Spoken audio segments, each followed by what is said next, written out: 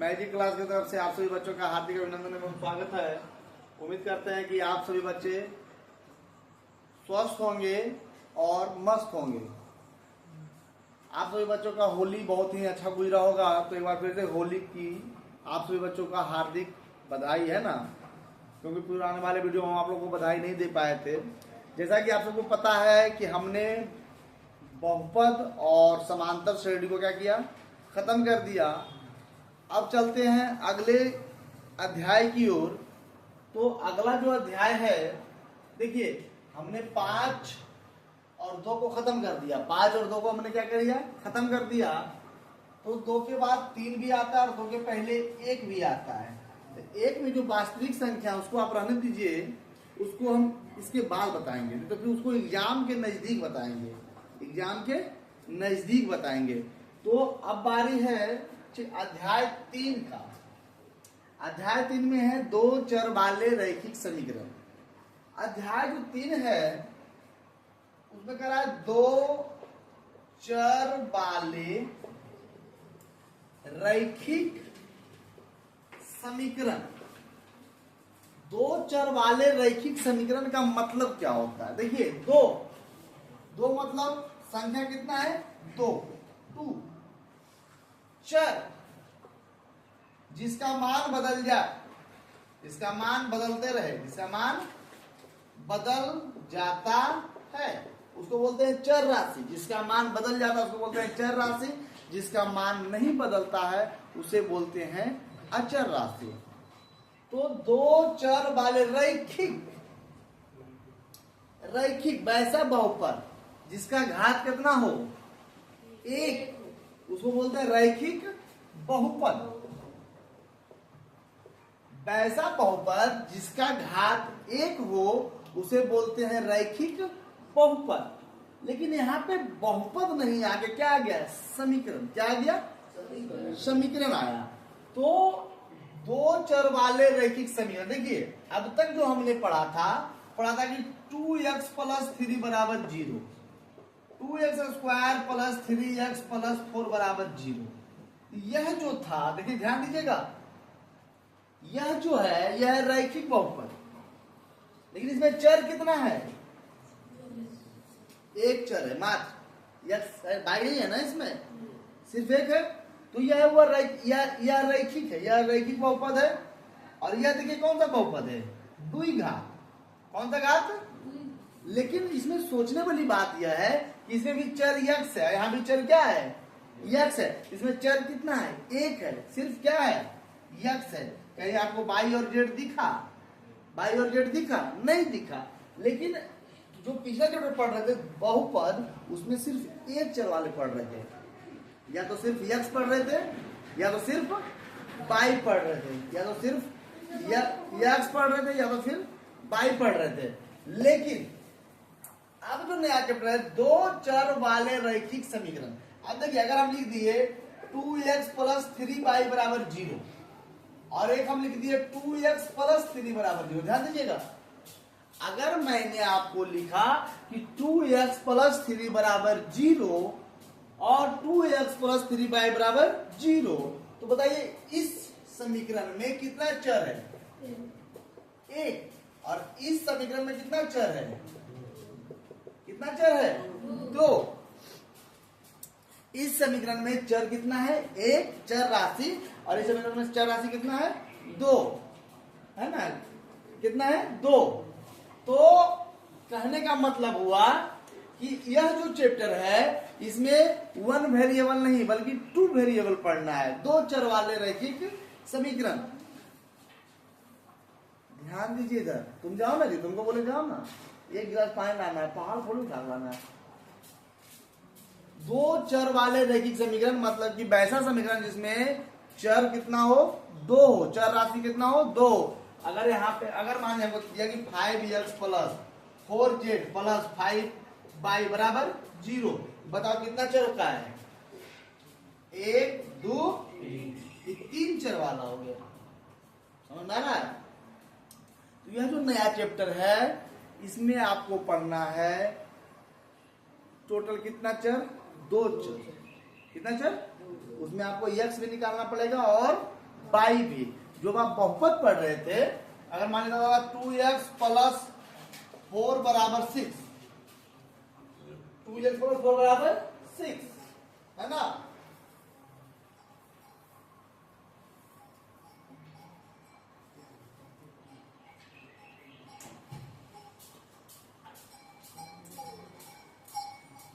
To x plus 4 बराबर 6, तो यहाँ क्या है, 2x बराबर 6 माइनस 4, तो 2x बराबर 2, x बराबर 2 बटा 2 काटिए कितना आ जाएगा 1।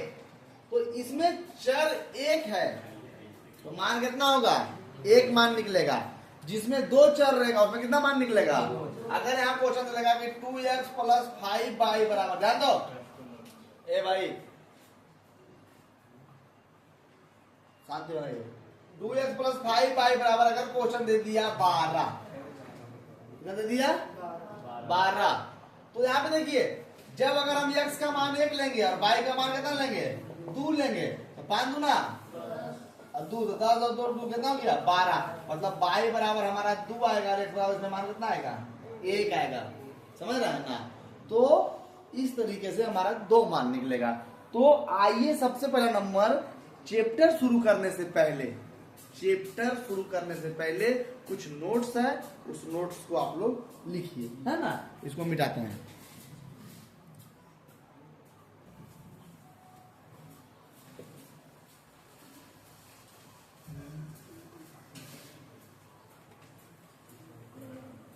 देखिए अभी जो हम नोट्स आपको लिखाने वाले हैं चैप्टर से आधारित, उस नोट से कम 4 नंबर का ऑब्जेक्टिव तो फिक्स है, कम से कम 4 नंबर का, 4 लाइन का है, 4 नंबर आपका फिक्स है, और सब्जेक्टिव भी फिक्स है, ऑब्जेक्टिव और सब्जेक्टिव दोनों फिक्स है। तो अभी जो हम लिखाने वाले हैं उसको इस प्रकार से आप लोग साथ ही साथ लिखते चलिएगा। ऊपर में हेडिंग दे दीजिएगा 2 चर वाले रैखिक, 2 चर वाले रैखिक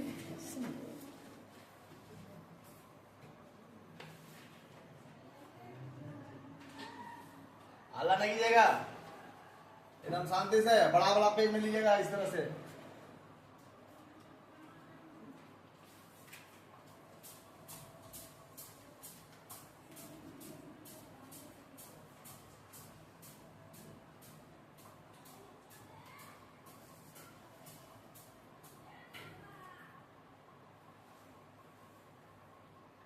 चार घर बनाइएगा बड़ा बड़ा इस तरह से, ठीक है।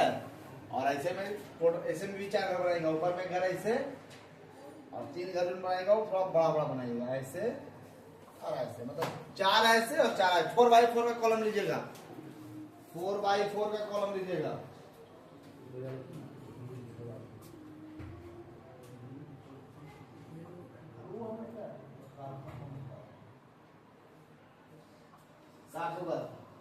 टूट देंगे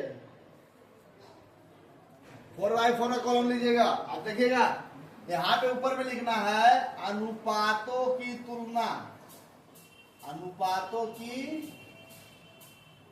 तुलना। दूसरा वाले कॉलम में लीजिएगा ग्राफीय निरूपण,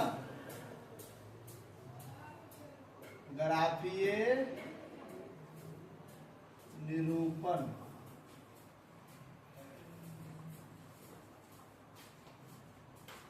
तीसरा कॉमेंट लीजिएगा बीज गणितीय निरूपण, बीज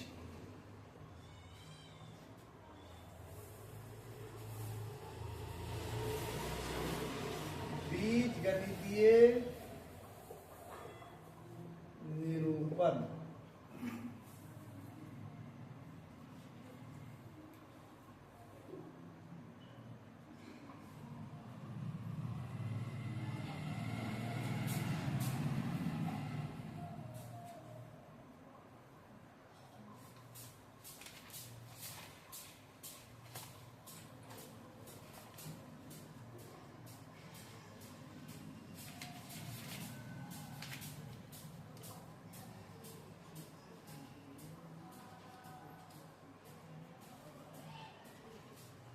पे लिखिएगा,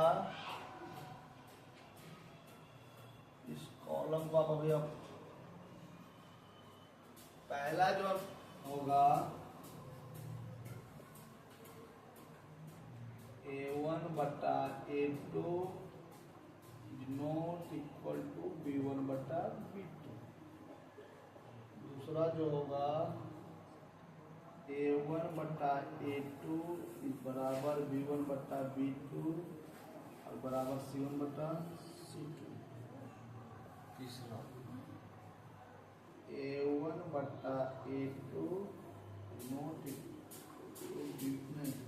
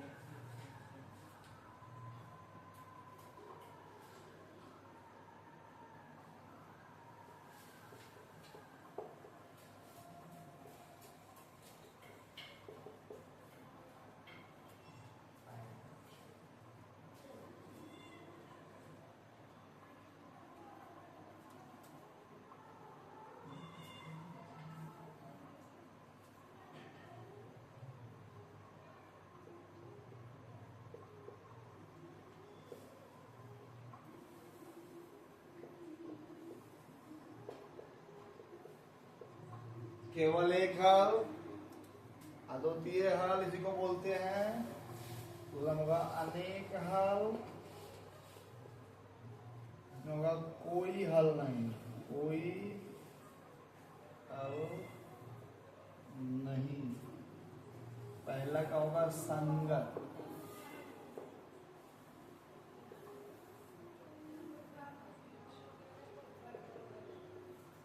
संगत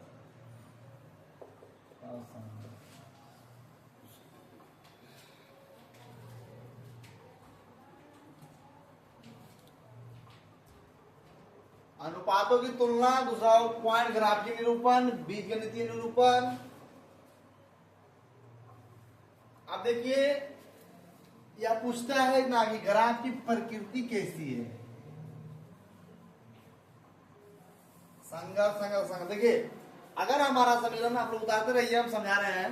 अगर हमारा समीकरण अगर इस रूल को फॉलो करता है A1 बटा A2 is not equal to B1 बटा B2, तो उसका ग्राफीय निरूपण प्रतिच्छेदी रेखा होगा और बीजगणित उसका केवल एक हल निकलेगा और वह संगत कहलाएगा। अगर हमारा A1 बटा A2 जो है B1 बटा B2 के बराबर नहीं है, तो वह रेखा प्रतिच्छेद करेगा, एक दूसरे को काटेगा, वहां पे केवल एक हल निकलेगा और वह जो ग्राफ है वह संगत ग्राफ कहलाएगा, या फिर उस समीकरण जो है वह संगत समीकरण कहलाएगा। दूसरा, अगर A1 बटा A2, B1 बटा B2 और C1 बटा C2 आपस में तीनों क्या हो, बराबर हो, तो दोनों रेखा एक ही लाइन पर होगा। संपाती रेखा मतलब एक पर एक, है ना, हमारे ऊपर एक हुआ है ना, वही है। अगर A1 बटा A2 बराबर B1 बटा B2 बराबर C1 बटा C2, तो जो ग्राफीय निरूपण होगा वह संपाती होगा, मतलब दोनों रेखा एक ही पर आ जाएगा। इस तरीके से उसमें अनेक हल निकल सकता है, एक हल नहीं अनेक हल निकलेगा, और वह भी जो होगा समीकरण वह संगत कहलाएगा। क्या कहलाएगा? संगत।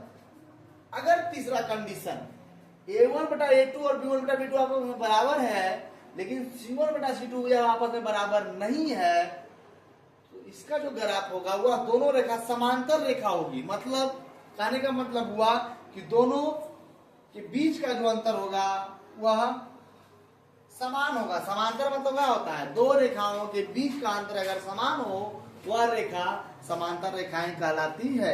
मतलब उसका जो ग्राफीय निरूपण होगा वह दोनों रेखा जितना लंबा ले जाइए, यहाँ से भर पटना तक ले चल जाइए, वह दोनों रेखा अगर 5 मीटर की दूरी पर है तो पटना भी जाएगी ना, तो 5 मीटर की दूरी पे रहेगी। मतलब कि अगर कोई रेखा समांतर अगर खींचते हैं, दोनों रेखा के बीच में जितना गैप यहाँ है उतना गैप आगे चलने के बाद भी होगा, ठीक है ना।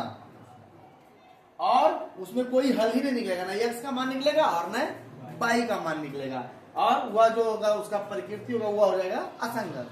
कहने का मतलब हुआ कि पहला में x और y का सिर्फ एक मान निकलेगा, दूसरा में x और y का अनेक मान निकलेगा, कुछ भी मतलब अनगिनत मान निकलेगा, और तीसरा में मान ही नहीं निकलेगा। तो अगर मान ले जा हमें ग्राफ दे दिया, इस तरीके का ग्राफ दे दिया, a1 बटा a2 बराबर b1 बटा b2 is not equal to c1 बटा c2, भाई साहब हम उसको कितना बनाते रहेंगे उसका हल निकलेगा? कोई हल नहीं निकलेगा। तो हम 5 पन्ना की 10 पन्ना की एक कॉपी ही खत्म कर देंगे, तो वह नहीं उसका आंसर निकल पाएगा, क्योंकि उसका आंसर है ही नहीं है, तो कहां से निकलेगा? समझ रहे मेरी बात? उसका हल ही नहीं है तो कहां से निकलेगा? तो इसीलिए यहाँ पे ऑब्जेक्टिव क्वेश्चन पूछता है। कैसे पूछता है अभी हम आपको लेकर चलेंगे, इसको उतार लीजिए जल्दी, हम अभी आपको बताएंगे कि किस प्रकार से ऑब्जेक्टिव क्वेश्चन पूछता है। इसको जल्दी कीजिएगा, बहुत ही इजी चीज है। a1 बटा a2 is not equal to b1 बटा b2 कैसा ग्राफ होगा? प्रतिच्छेदी ग्राफ होगा। कितना हल होगा? एक हल होगा। कैसा होगा? तो संगत होगा। a1 बटा a2 बराबर b1 बटा b2 बराबर c1 बटा c2 कैसा ग्राफ होगा? तो संपाती होगा। कितना हल होगा? तो अनेक हल होगा। क्या होगा? तो संगत होगा। a1 बटा a2 बराबर b1 बटा b2 is not equal to c1 बटा c2 कैसा होगा? तो समांतर रेखाएं होगी, कोई हल नहीं होगी, और क्या होगी? असंगत होगी, है ना। हम चैप्टर शुरू करने से पहले इस चीज पर बहुत आपको फोकस करना पड़ेगा। आज इसी में आज इंट्रोडक्शन दे रहे हैं ना, आज क्या इंट्रोडक्शन है। आज चैप्टर शुरू करने से पहले क्या इंट्रोडक्शन है, चाहे आज पूरा क्लास इसी में क्यों नहीं खत्म हो जाए, समझ रहे ना मेरी बात को, लेकिन आपको इसको समझ के जाना है। यहाँ से एकदम ऑब्जेक्टिव को एकदम तोड़ देना है भाई साहब, ध्यान दीजिएगा। एकदम ऑब्जेक्टिव आएगा एकदम 2 नंबर 4 नंबर 5 नंबर एकदम तोड़ ताड़ देना है। चैप्टर नंबर कितना है जी? 3 ना है जी? 3 है ना।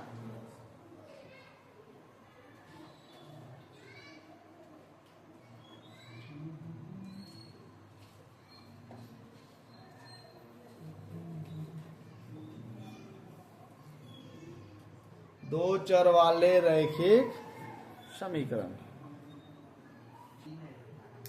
देखिए मेरे प्यारे बच्चों, ध्यान दीजिएगा फिर से एक बार, वन शॉट में लेके चलते हैं। अगर a1 बटा a2 और b1 बटा b2 आपस में बराबर नहीं हो तो उसमें रेखाएं क्या होगी? प्रतिच्छेदी। और क्या हल होगा? एक हल, उसी को बोला जाता है कौन सा हल? अद्वितीय हल। और कैसा समीकरण होगा? संगत। अगर a1 a2 b1 b2 c1 c2 तीनों आपस में बराबर हो, उसमें अनेक हल होगा, 10 20 50 में लाखों हल हो सकता है। समझ रहे मेरी बात को? लाखों हल हो सकता है। और कैसा समीकरण होगा? संगत। दोनों रेखा की मतलब संपातिक मतलब क्या होता है कि मान ग्राफ खींचे तो एक रेखा यहाँ खींचाया तो दूसरा का रेखा भी किसी पर इसी पर खींचाएगा। अगर a1 बटा a2 बराबर b1 बटा b2 is not equal to c1 बटा c2 तो रेखा कैसा होगा? समांतर। कैसा होगा? समांतर मतलब होता है कि जिन जिन कहीं आपस में कटबे नहीं करेगा, और जब कटबे नहीं करेगा तो x y का मान निकलेगा।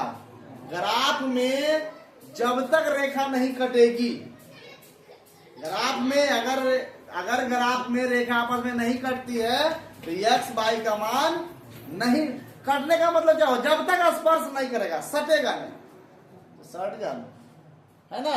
जब तक नहीं सटेगा तब तक उसमें x और y का मान नहीं निकलेगा, और कैसा हो जाएगा?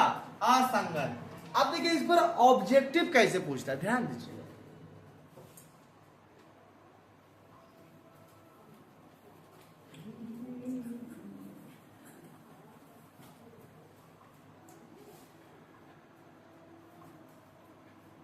अच्छा, मनुष्य क्या है यार? एक प्राणी है कि एक जानवर है? बताओ। अरे जानवर, महा बड़का जानवर है मनुष्य। आदमी है क्या वो बलुआ रगड़ल के हमारे गाला में? दुनिया में आदमी है क्या वो? क्या कहे, मनुष्य मनुष्य मनुष्य जानवर के भी महाजानवर है। सोचना चाहिए। पूरा हमारा गलवा छीन दिया है। देखो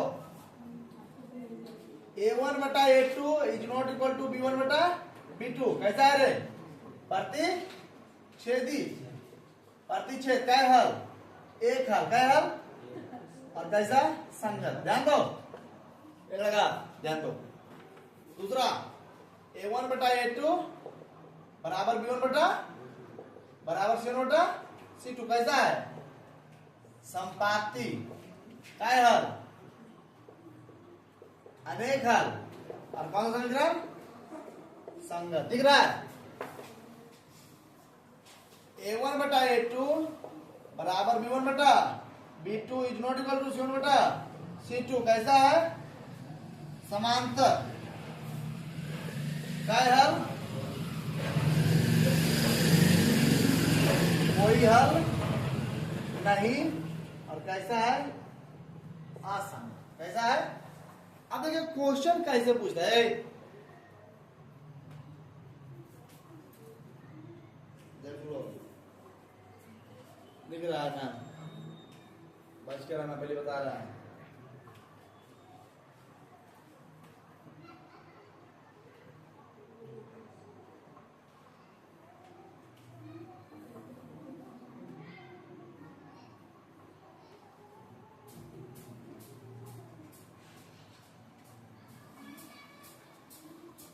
देखिए क्वेश्चन कैसे पूछता है।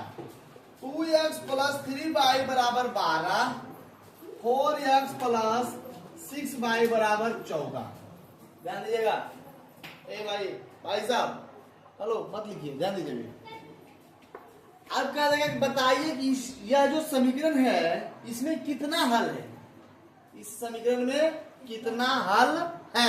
देखिए ये हमारा हो गया A1, ये हमारा हो गया B1, ये हमारा हो गया C1। वो कैसे? इसमें होता है A1x प्लस B1 बाई और बराबर C1। A2x, ये देखिए हमारा हो गया A2, ये हो गया B2 बाई और ये हो गया हमारा C2। ध्यान दोगे क्वेश्चन कैसे पूछता है। अब देखिए ये हमारा हो गया A1, ये हमारा हो गया A2, ये हमारा हो गया, अब बताइए A2, A1 B1 C1, A2 B2 C2। इसमें A1 कितना है? 2, B1 कितना है? 3 और C1 कितना है? 12। A2 कितना है? B2 कितना है? और C2 कितना है?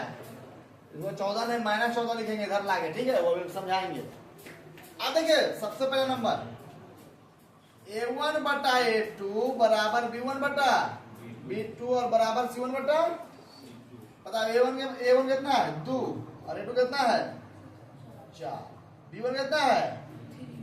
और B2 कितना है? 6। C1 कितना है? और C2 कितना है? देखिए इधर ध्यान दो, ये कितना हो जाएगा? 1 बटा 2। ये कितना हो जाएगा? 1 बटा 2, 2 ना होगा जी। और ई जब कटेगा हो जाएगा 6 दूना 12, 7 दूना 14, मतलब 6 बटा। देखो छोटू ध्यान से, A1 बटा A2 और B1 बटा B2 आपस में बराबर है, लेकिन ये बराबर है जी। तो कौन फॉर्मूला लग रहा है? ध्यान से देखो, हम क्या समझाना चाह रहे हैं। A1 बटा A2 बराबर B1 बटा B2 is not equal to C1 बटा, कौन फॉर्मूला लग रहा है? कैमा? तीसरा। अगर पूछेगा कि बताइए इस समीकरण में काय हल है? काय हल है? कोई हल। इस समीकरण का ग्राफ कैसा है? कौन रेखा? मतलब जिन का ह्यून रेखा आपस में नहीं सटेगा। जितना समय चाहेगा तो भाग जाएगा, कहेगा नहीं सटेंगे, है ना? बाबू बजूला कहानी हो जाएगा, मतलब दूर ये रहिएगा हमरा से, है ना? कभी नहीं दोनों रेखा आपस में सटेगी, कभी नहीं। अगर तुमसे पूछ देगा कि ग्राफ कैसा है, संगत या संगत, नहीं समझ रहा तुम लोग, नहीं समझ रहा है जी। तुम लोग इतना बढ़िया जब समझाते हैं तब ये हाथ तो नहीं समझ गए तो तुम लोग कौन कहाँ से इलाज करवावे, पटना से तो नहीं इलाज संभव है। अब लगता है झारखंड बोर्ड रांची से देखना पड़ेगा तुम लोग को। अभी रुको ना, मत उतारो, मत उतारिए, मत उतारिए। लग रहा है कि झारखंड बोर्ड रांची देखे पड़ेगा, रांची। देखो क्वेश्चन से ध्यान दो लड़का, अभी कोई मत उतारो। हे करेगा, मारेगा दांत टूट जाएगा। देखो फिर एक समीकरण लेते हैं, चलो एक समीकरण एग्जाम्पल। 7x प्लस 2y बराबर 10, 3x प्लस 4y बराबर 14। ध्यान दो, इसमें a1 कितना है, डायरेक्ट a1 बराबर, b1 बराबर और c1 बराबर 10 या माइनस 10 लिखो। a2 बराबर, b2 बराबर और c2 बराबर माइनस 14 लिखना, इधर आके लिखा था, बताएंगे। अब हम रखो a1 a2 दोनों बराबर 7 बटा, और बोला क्या होता है a1 बटा a2, b1 बटा b2 और c1 बटा c2। देखते हैं है कि नहीं। a1 के मान 7, a2 के मान 3, b1 के मान 2 और b2 के मान 4, दोनों आपस में बराबर है। मतलब एजे कट रहा है, मतलब a1 बटा a2 is not equal to b1 बटा, कौन फार्मूला लग रहा है पहला। अगर इसमें क्वेश्चन पूछे, इसमें 4 क्वेश्चन पूछ सकता है, कहेगा बताइए इसमें ग्राफ कैसा होगा, कौन रेखा होगा, तो प्रतिच्छेदी। काय हल लिख लेगा,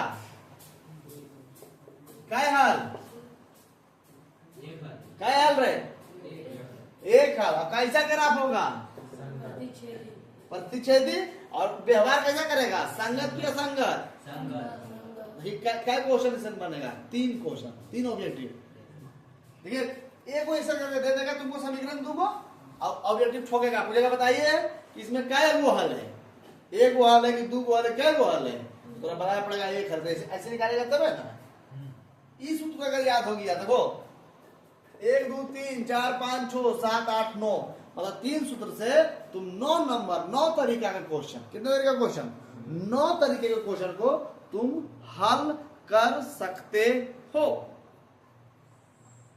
3 लाइन का सूत्र से, 3 सूत्र से तुम 9 नंबर के क्वेश्चन को हल कर सकते हो। देखिए ये बता दिए, ये बता दिए, बता दिए ना, एक बार बताते हैं, देखिए कैसे।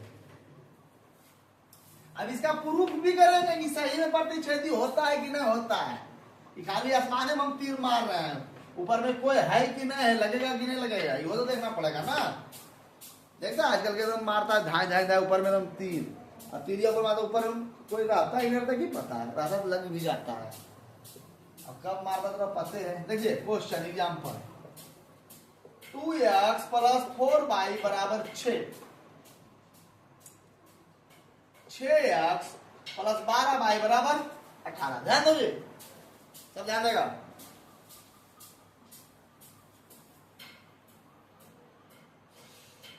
a1 कितना है 2, b1 कितना है, c1 कितना है, नहीं समझ आ रहा है। a1 b1 c1, a2 कितना है 6, b2 कितना है 12 और c2 कितना है 18, मान 18।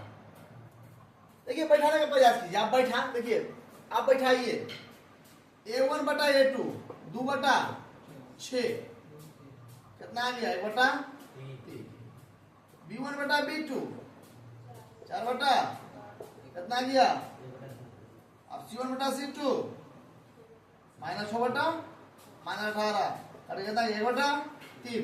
मतलब a1 बटा a2 b1 बटा b2 और c1 बटा c2 तीनों आपस में क्या है, a1 बटा a2 इक्वल टू b1 बटा b2 इक्वल टू c1 बटा c2। अब जब तीनों आपस में बराबर है, इसका ग्राफीय निरूपण कैसा होगा, समपाती, मतलब कि दोनों रेखा के कौन पर होगा, एक के पर होगा। इसमें क्या हल निकलेगा, अनेक हल, क्या हल, अनेक हल।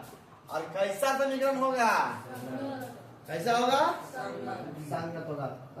लगा भाई बोर्ड पे ध्यान दो, कैसा समीकरण होगा, संगत है ना, कैसा समीकरण होगा। संगत समीकरण होगा। कैसे समीकरण होगा? संगत समीकरण होगा। तो कहने का मतलब हुआ कि आप बस इस 3 सूत्र को अगर अपने पिटारा में बांध के रखते हैं तो ऑब्जेक्टिव तो आपसे नहीं छूटेगा, ये हमारा वादा है। ऑब्जेक्टिव आपसे नहीं छूटेगा, ये हमारा आपसे वादा है। बस 3 सूत्र, और ऑब्जेक्टिव नहीं बल्कि सब्जेक्टिव भी इसमें ठोकता है। कैसे ठोकेगा बता दें? कहेगा ना, क्वेश्चन क्या कहेगा कि अगर समीकरण संगत हो, अगर समीकरण क्या हो? संगत हो तो हल करें। भाई सुनो ध्यान से, अगर यही क्वेश्चन दे दिया, ध्यान से, यह क्वेश्चन दे दिया और क्वेश्चन देने के बाद कह दिया कि अगर प्रश्न अगर संगत हो तो हल करें, संगत हो तो हल करें, तो सबसे पहली बात आप डायरेक्ट हल नहीं कीजिएगा, पहले चेक कीजिएगा कि संगत है कि नहीं है। संगत है कि नहीं का मतलब की होले, अगर ये दोनों कंडीशन आ गया, अगर ये दोनों कंडीशन इसमें लग रहा है, दोनों में से कोई भी संगत होगा। अगर ई कंडीशन लग गया तो कौन हो जाएगा? असंगत। तो हल नहीं करना है, छोड़ देंगे। समझ रहे मेरी बात को? अभी जब अध्याय में चलेंगे ना, प्रश्नावली 3.1, 3.2, 3.3, उसमें सारा चीज है, उसमें सारा चीज है। लेकिन हम आपको देखिए, कहने का मतलब होता है कि कोई भी चीज का अगर आने वाला कोई खतरा होता है, ठीक है, आने वाला अगर कोई खतरा होता है तो अगर उस खतरा का आभास पहले हो जाता है तो आदमी अपने आप को तैयार करता है। तो हम आपको बता रहे हैं इस तरीके के क्वेश्चन आएंगे कि अगर यदि संगत हो तो हल करें, अगर संगत हो तो हल करें, तो आपको इतना करना है जो समझाए, क्योंकि संगत है ना जी, तब आगे चलना है। अगर यार अगर 6 बटा को चीज देखो ध्यान से, अगर 6 बटा 12, 6 बटा, देखो ध्यान से, देखना ध्यान से बाबू, C1 बटा C2, 6 बटा 12 कितना हो जाएगा? 1 बटा 2। अब देखो ये दोनों बराबर, लेकिन ये बराबर है तो ये कट जाएगा ना जी।